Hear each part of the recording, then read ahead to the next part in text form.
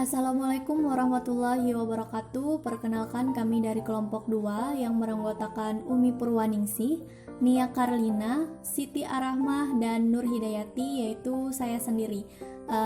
Kami dari kelompok 2 akan menjelaskan materi tentang ANOVA. Baik, langsung saja yang pertama yaitu pengertian ANOVA. Uji ANOVA adalah bentuk khusus dari analisis statistik yang banyak digunakan dalam penelitian eksperimen. Metode analisis ini dikembangkan oleh R.A. Fisher. Uji ANOVA juga adalah bentuk uji hipotesis statistik di mana kita mengambil kesimpulan berdasarkan data atau kelompok statistik inferentif. Hipotesis nol dari uji ANOVA adalah bahwa data adalah simple random dari populasi yang sama sehingga memiliki ekspektasi mean dan varian yang sama. Sebagai contoh penelitian, perbedaan perlakuan terhadap sampel pasien yang sama, hipotesis nolnya adalah semua perlakuan akan memiliki efek yang sama. Selanjutnya, pemaparan materi akan dilanjutkan oleh teman saya. Saya Siti Arahma akan melanjutkan penjelasan materi yaitu pada bagian jenis ANOVA. Jenis ANOVA sendiri dibedakan berdasarkan jumlah variabel faktor yaitu variabel independen atau variabel bebas dan jumlah variabel responden yaitu variabel dependen atau variabel terikat. Pembagiannya adalah sebagai berikut, yaitu univariat yang terbagi menjadi tiga, yaitu yang pertama univariat one-way analysis of variance apabila variabel bebas dan variabel terikat jumlahnya satu. Yang kedua univariat multi-way analysis of variance, yaitu apabila variabel bebas ada lebih dari dua sedangkan variabel terikat ada satu. Yang ketiga variabel two-way analysis of variance, yang apabila variabel bebas ada dua sedangkan variabel terikat ada satu. Pembagian yang lainnya yaitu multivariat yang terbagi menjadi tiga juga, yaitu yang pertama multivariat one-way analysis of variance apabila variabel bebas dan terikat jumlahnya lebih dari satu. Multivariat two-way analysis of variance yaitu apabila variabel bebas ada dua sedangkan variabel terikat jumlahnya lebih dari satu. Dan yang ketiga multivariat multi-way analysis of variance yaitu yang apabila variabel bebasnya ada lebih dari dua sedangkan variabel terikat jumlahnya lebih dari satu. Perkenalkan, nama saya Umi Purwaningsih. Di sini saya akan melanjutkan pemaparan materi kami mengenai ANOVA. Yang selanjutnya yaitu langkah-langkah pengujian hipotesis. Nah, terdapat beberapa langkah dalam pengujian hipotesis itu. Nah, yang pertama itu mengumpulkan sampel dan mengkelompokkan berdasarkan kategori tertentu. Nah, kemudian yang kedua itu menentukan tipe ANOVA. Nah, untuk menentukan tipe ANOVA ini, terlebih dahulu bertanya apakah dari hipotesis tersebut cocok untuk ANOVA atau tidak. Nah, jika tujuannya membandingkan rata-rata 3 kelompok atau lebih, maka boleh memakai ANOVA. Nah, pertanyaan kedua, apakah sampel setiap kelompok itu diambil dari sampel yang berbeda? Nah, jika berdasarkan sampel yang berbeda, maka menggunakan ANOVA satu arah atau one way. Nah, yang selanjutnya, yang ketiga yaitu memeriksa asumsi-asumsi sehingga bisa digunakan ANOVA. Nah, yang keempat, menghitung variabilitas dari seluruh sampel. Kemudian yang kelima, menghitung derajat kebebasan. Nah, derajat kebebasan ini dibagi menjadi 3. Derajat kebebasan untuk JKT, derajat kebebasan untuk JKK, dan terakhir derajat kebebasan untuk JKG. Nah, yang kedelapan, selanjutnya yaitu menghitung varians atau kelompok dan varians dalam kelompok. Nah, varians dalam ANOVA ini baik untuk antar kelompok maupun dalam kelompok sering disebut dengan kuadrat tengah atau deviasi rata-rata kuadrat dan dilambangkan dengan simbol MS atau KT. Nah, kemudian yang selanjutnya yaitu menghitung F-hitung. Nah, menghitung nilai distribusi F hitung ini berdasarkan perbandingan varians antar kelompok dan varians dalam kelompok. Nah, F hitung ini didapatkan dari rumus F hitung sama dengan KTK dibagi KTG. Nah, yang selanjutnya yaitu menghitung F tabel. Nah, berdasarkan F tabel ini tuh juga dihitung berdasarkan nilai derajat kebebasan atau pada langkah yang keempat. Nah, ini menggunakan tabel distribusi F. Nah, jangan lupa juga untuk mencantumkan gambar posisi dari F hitung dan F tabel itu pada grafik distribusi F. Nah, yang kesembilan yaitu membandingkan F hitung dan F tabel. Nah, ini ada dua.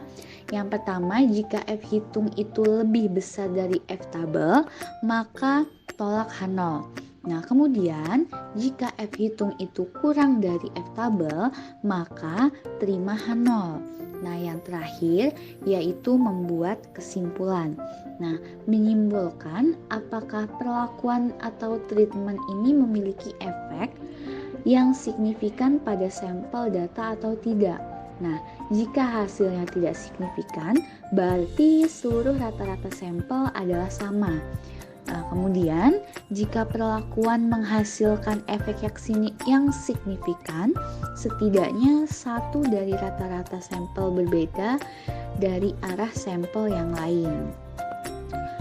Mungkin segitu dulu dari saya. Pemaparan materi selanjutnya akan dilanjutkan oleh teman saya. Terima kasih. Saya Nia Carlina. Di sini saya akan menerangkan satu contoh soal dan cara penyelesaiannya. Yaitu soalnya banyaknya anggota rumah tangga. Hasil sebuah survei rumah tangga di 3 desa adalah sebagai berikut. Untuk data-datanya bisa dilihat di PPT. Pertanyaannya, ujilah dengan tingkat signifikansi 5%, apakah terdapat perbedaan rata-rata banyaknya anggota rumah tangga di ketiga desa tersebut. Untuk langkah-langkah penyelesaiannya yaitu menggunakan penyelesaian ANOVA satu arah dimulai dari penetapan hipotesis, menghitung statistik uji, menentukan titik kritis, pengambilan keputusan, dan menarik kesimpulan. Yang pertama yaitu hipotesis. Hipotesis yang digunakan untuk uji beda 3 rata-rata adalah H0-nya sama dengan μ1 sama dengan μ2 sama dengan μ3 atau rata-rata banyaknya anggota rumah tangga ketiga desa adalah sama. Untuk H1-nya, minimal terdapat 1 μ yang tidak sama atau minimal terdapat rata-rata banyaknya anggota rumah tangga salah satu desa tidak sama dengan desa yang lain. Untuk statistik uji, langkah-langkahnya adalah dengan yang pertama, menentukan banyaknya perlakuan K. Banyaknya perlakuan adalah 3 atau K-nya sama dengan 3, yaitu 3 desa. Desa A, desa B, dan desa C. Yang kedua yaitu menghitung banyaknya data, yaitu N1, N2, N3. Banyaknya data desa A, B, dan C adalah N1-nya sama dengan 7, N2 sama dengan 10, N3 sama dengan 9. Banyaknya data gabungan adalah sama dengan N1 ditambah N2 ditambah N3 sama dengan 7 ditambah 10 tambah 9 sama dengan 26. Untuk jumlah data yaitu X1, X2, X3, jumlah data dihitung melalui tabel. Jumlah data desa A, B, dan C adalah X1 sama dengan 38, X2 sama dengan 49, X3 sama dengan 40. Untuk jumlah data gabungan adalah X sama dengan X1 ditambah X2 ditambah X3 yaitu 38 ditambah 49 ditambah 40 sama dengan 127. Untuk hitung jumlah kuadrat perlakuan adalah dengan sigma K X1 pangkat 2 dibagi N1 pangkat 2 dikurang X2 dibagi N sama dengan 3,8173. Untuk yang langkah selanjutnya yaitu dengan menggunakan hitung jumlah kuadrat data gabungan, yaitu bisa dilihat di tabel untuk cara-caranya. Untuk hitung jumlah kuadrat total SST sama dengan seperti yang telah terlihat di PPT, kemudian hitung jumlah kuadrat error, kemudian hitung derajat bebas, kemudian untuk hitung rata-rata kuadrat perlakuan dan rata-rata kuadrat error, kemudian menentukan titik kritis. Distribusi yang digunakan dalam pengujian ANOVA adalah distribusi F, di mana F sama dengan 3,422. Menggunakan tabel distribusi F untuk melihat nilai F tersebut. Selanjutnya yaitu keputusan. Karena F hitung kurang dari F tabel, maka gagal total H0. Kesimpulannya yaitu dengan tingkat signifikansi 5%, tidak terdapat perbedaan rata-rata banyaknya anggota rumah tangga di desa A, di desa B, dan di desa C.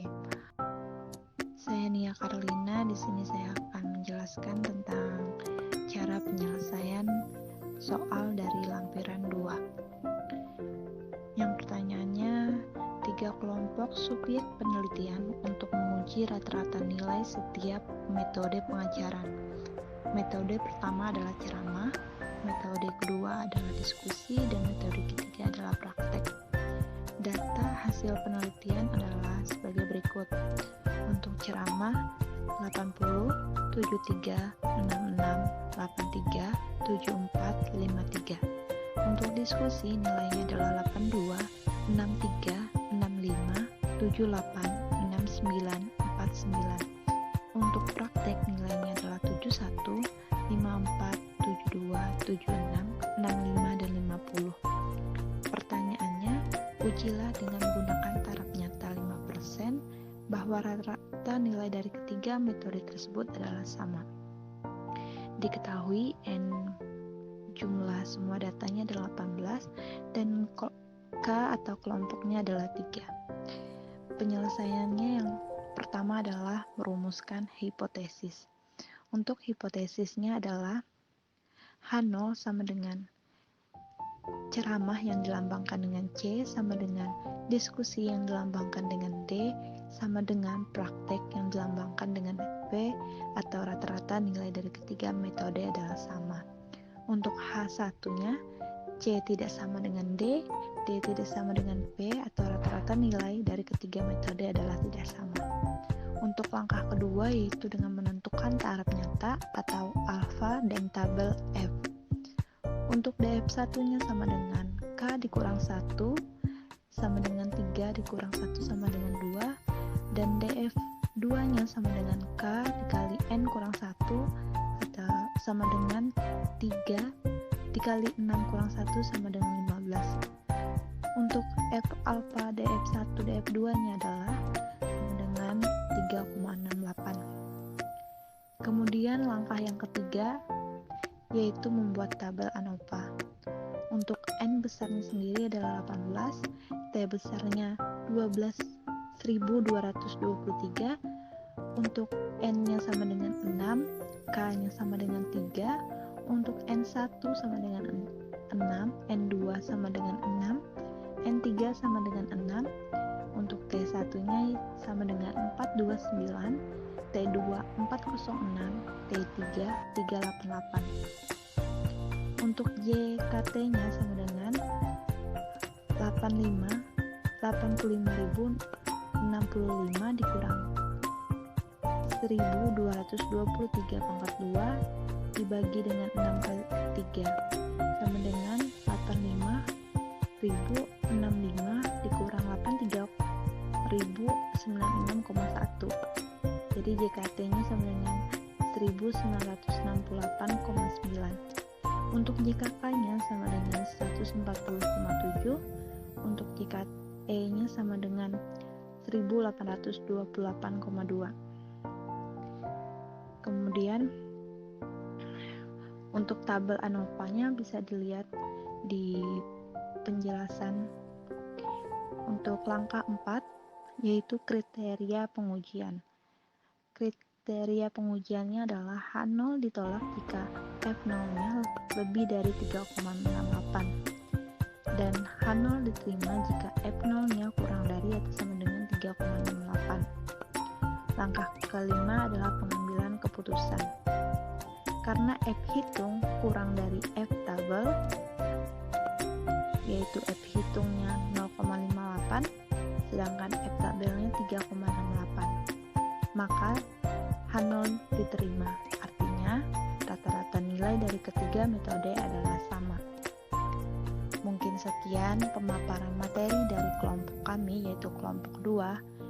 Kurang dan lebihnya mohon maaf. Wassalamualaikum warahmatullahi wabarakatuh.